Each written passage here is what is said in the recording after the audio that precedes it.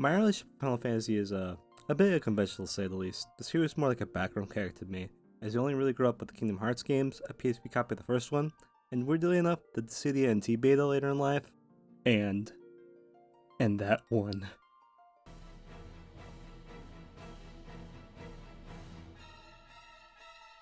Please forgive me. So, why don't we fix that, and join me on a journey that spans over 40 years and 16 entries to date, as we experience every mainline Final Fantasy released. This is Final Fantasy, a newcomer's retrospective.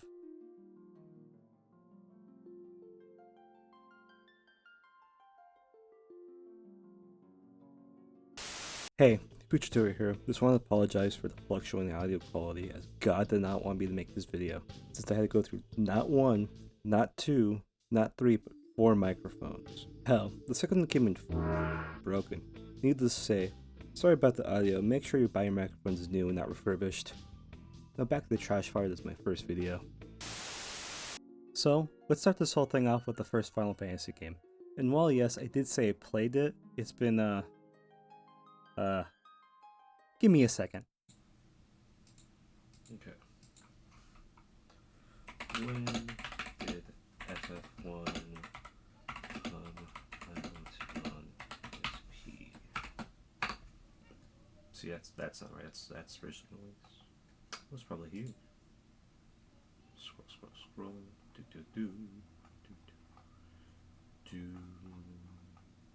Ah, here it is.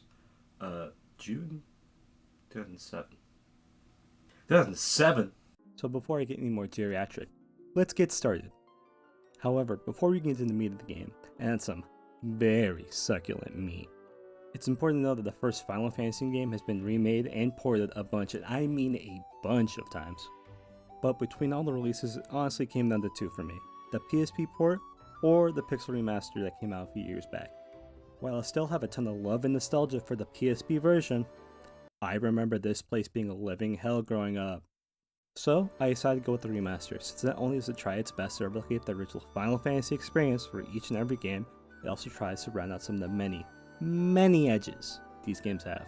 And if it's not already obvious, it'll also be the version I plan on using for the rest of the early Final Fantasy titles, since not only will it help me keep things consistent for these videos, but for some of the later games, it's easily one of the most accessible ways to play them.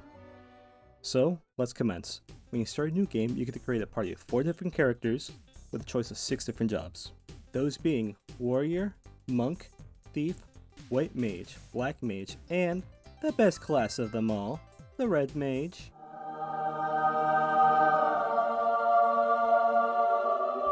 Which I won't be using because I feel like keeping it simple this time around. For the main party, we got a warrior. I aptly named the warrior I like because honestly, I'm a sucker for canon names. And yeah, that's his canon name. Why? I don't know. Let's just call him Lowell for short. Next up, there's the white mage, who we'll call the warrior rep, War. These weak arms are heavy, there's vomit on his sweater already, mom's spaghetti. Then, there's the warrior of potatoes, our black mage, Wop.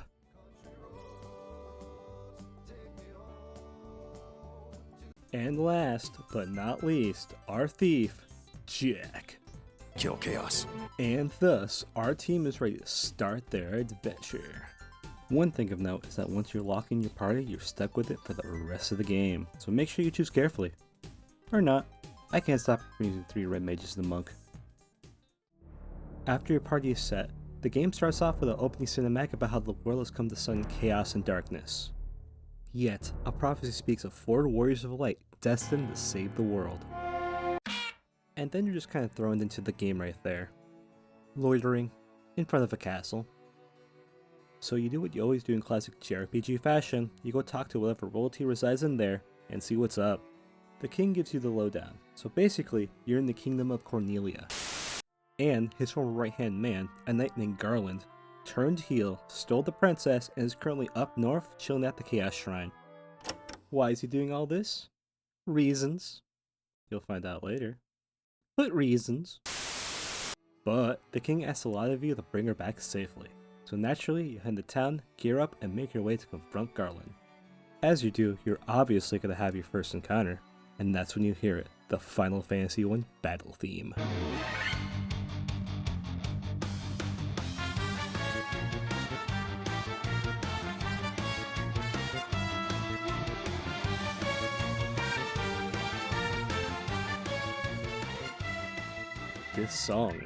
This song, I love how it just hits you out of nowhere, sudden and dramatic.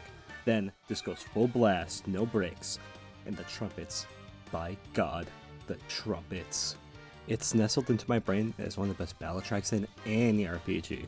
Hell, the rest of the soundtrack produced by Nobuo Uematsu is something but banger after certified banger. It's like it poured a piece of his essence into every track. But to sort back into the topic of the counters, let's dive into the game's combat system.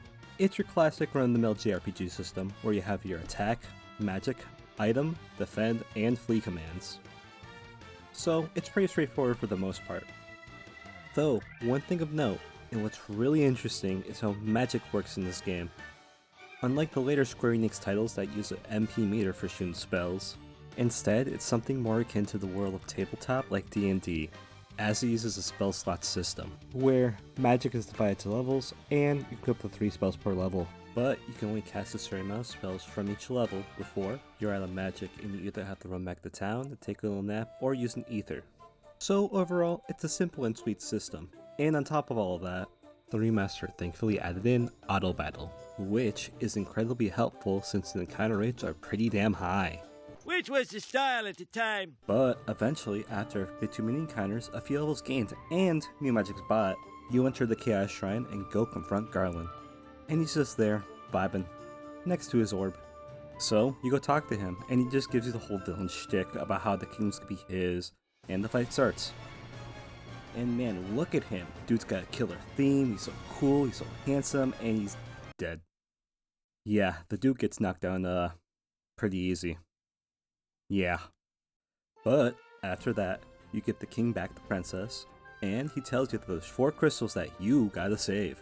For your troubles, you get a sick loot and the bridge that was locking you in the first area gets fixed. So, you head to the next town, beat up some pirates that are harassing the elderly, take their ship, sail to the next kingdom where you find a sleepy elf boy, and an old dude chilling in a decrepit castle, asking for his hat. Hello there. Visit there. Give the old man his hat back, only to find out he's the reason why the elf boy's so sleepy. You kill him. You get a glass eye for your troubles. Trade the eye for some wake-up juice from the old cave lady. Give the juice to the sleepy boy so he stops being so sleepy. After being his alarm, he gives you a magic key that can use here, here, here, here, here, and here. But only the first place gives you some explosives that you give to some dwarves that blow up a crater in the mountain. Also, you can set sail to your first real dungeon. I know it sounds like a lot, but honestly, it's not that deep. The story is very surface level where you just enter a new town, townsfolk tells you what the issue is, you fix it, head to the next town, and you just repeat, with the occasional fun and issues here and there. Speaking of, that's when you enter the first dungeon, and then you realize the ones in these games are kind of, They're honestly one of the weaker parts of the game, sadly. They're less challenging and or unique and more like mazes of endurance due to the encounter rates and many dead ends. And while yes, exploration of these labyrinths will reward you, at most, if not all chests found, has equipment that's easy to replace the second you reach a new town, items that are mid at best, and best of all, more encounters! Which, speaking of, are the only real challenges in said dungeons, and this only really applies to some of the later ones since the enemies in those love to spam AoE and death spells. And even then, that's only if they can survive the turn getting bonked to death by Wool, or getting sent to the ranch dimension by Wop.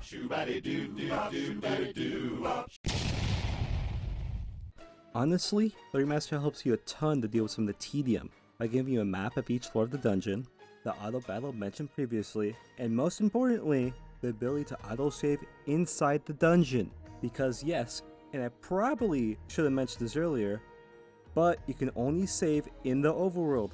Oh my god, why? But assuming you didn't party wipe, you reach the end of the first dungeon, you find a handsome looking Dracula. Kill him. You loot his corpse, you take said loot to an old man in the cave. There, he tells you about how the earth crystal's vibes are way off because of some glitch. After that, he lets you fiddle with his magic rod. You then have to backtrack through the entire dungeon again. You open the secret door to let you confront the Lich. You kill the Lich.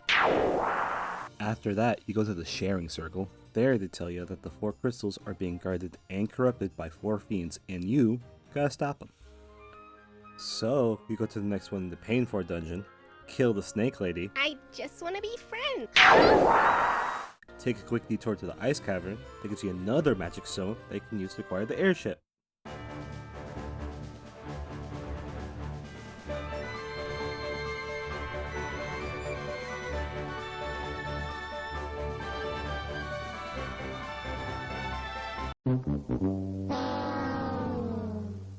Look at it, it's so cute and dinky.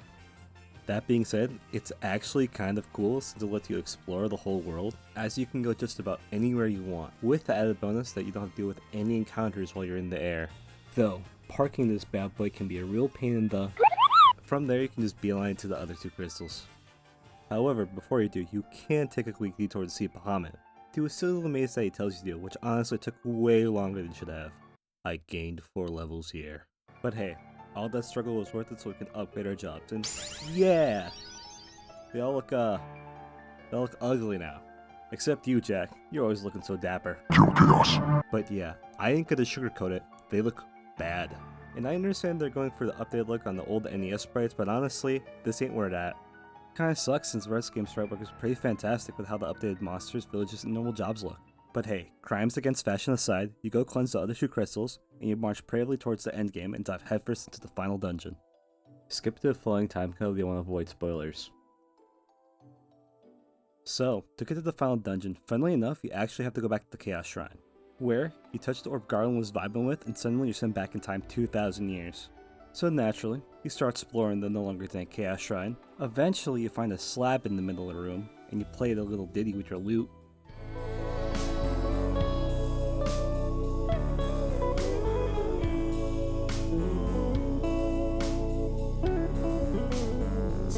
Your jam sesh opens up a hole in the floor where you got to face the 4 demons again. And, once defeated, you finally reach the end of the dungeon where you see Garland? Yeah, it's Garland, you know, the first boss, the guy you killed 2,000 years in the future? How is this even possible? Well, buckle in for this one. You're in for a trip. So, he tells you that right before the final blow was struck, the 4 fiends tore open a portal in time and flung him into the past.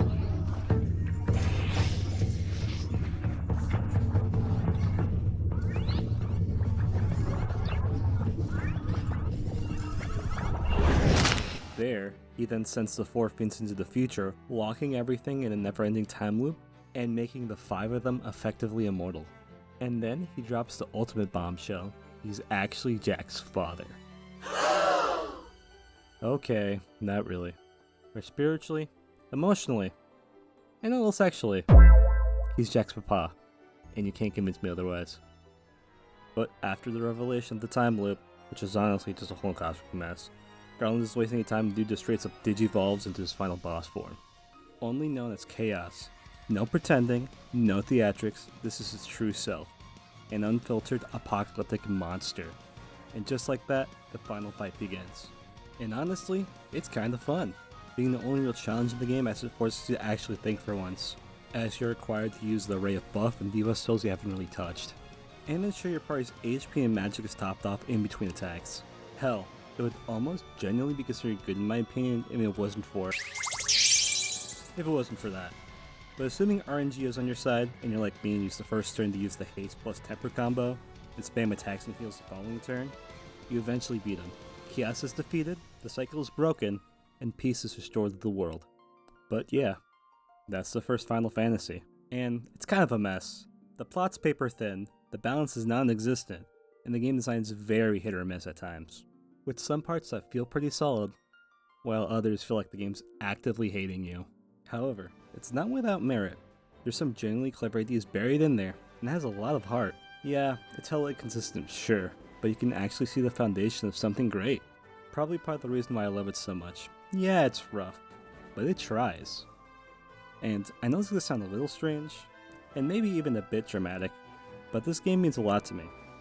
like to the point where I love it the same way a lot of people love 7. And let's be honest, quirks and all, without it we won't have the cloud fighting Sephiroth, and Noxus and Tekken, or even a... So, I can't wait to see what the rest of the series has in store for me.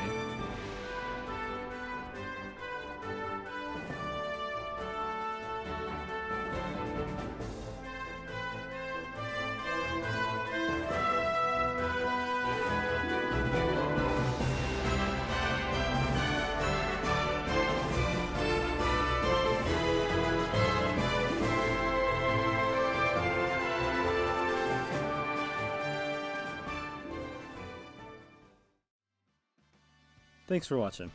I'm new to this whole YouTube stuff, so sorry videos take a minute to make. If you want to see more like it, sub and stick around if you want.